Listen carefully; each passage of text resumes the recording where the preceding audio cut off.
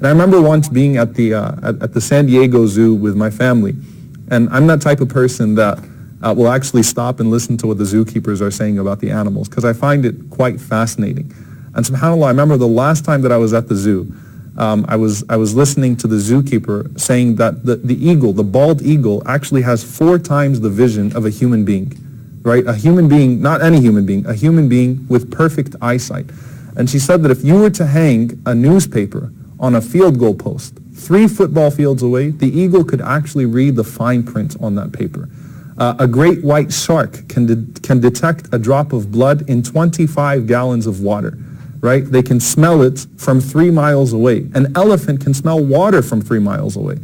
A hummingbird could beat their wings up to 80 times per second. That to us is humanly impossible. How could a hummingbird do such a thing? A flea could jump 200 times its height, which is equivalent to a man jumping over the Empire State Building. A cheetah could go from 0 to 60 miles per hour in 3 seconds. A giraffe can stand within half an hour of its birth. So all of these things essentially show us that we are not as superior of a creation as we think we are.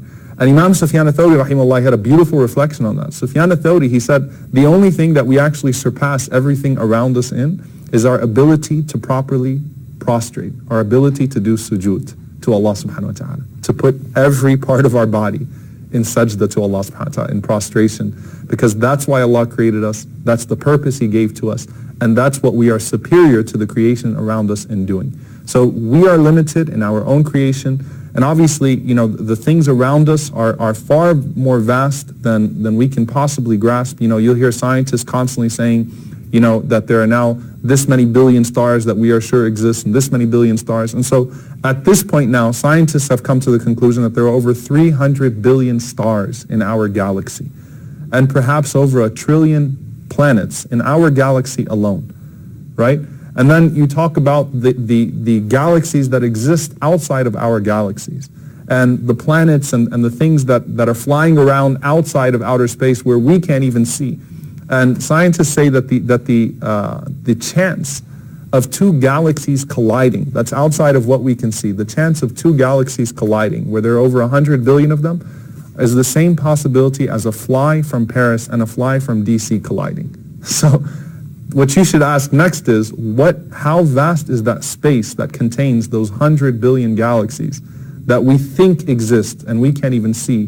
And subhanAllah, when you look at the Big Bang Theory and how this all came together, scientists will happily admit that if things were even 1 trillionth of a second off, none of this happens. None of this around us happens. In fact, not a single star forms. And so when you look at the creation around us, how vast it is, you know, who could be doing all of this except for a creator, except for Allah subhanahu wa ta'ala?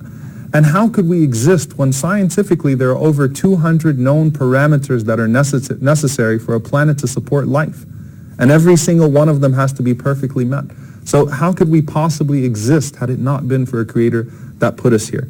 And so I saw this article, you know, floating around recently that science is increasingly actually making the case for a designer, for God. And Dr. John Lennox from Oxford, he said that the more we get to know about our universe, the more the hypothesis that there is a creator gains credibility as the best explanation of why we are here.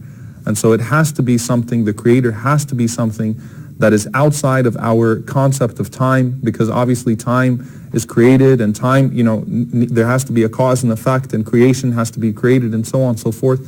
It has to go back to something that is completely free of our notions of time, that is completely free of our notions of cause and effect, that is completely self-existent, and that has a will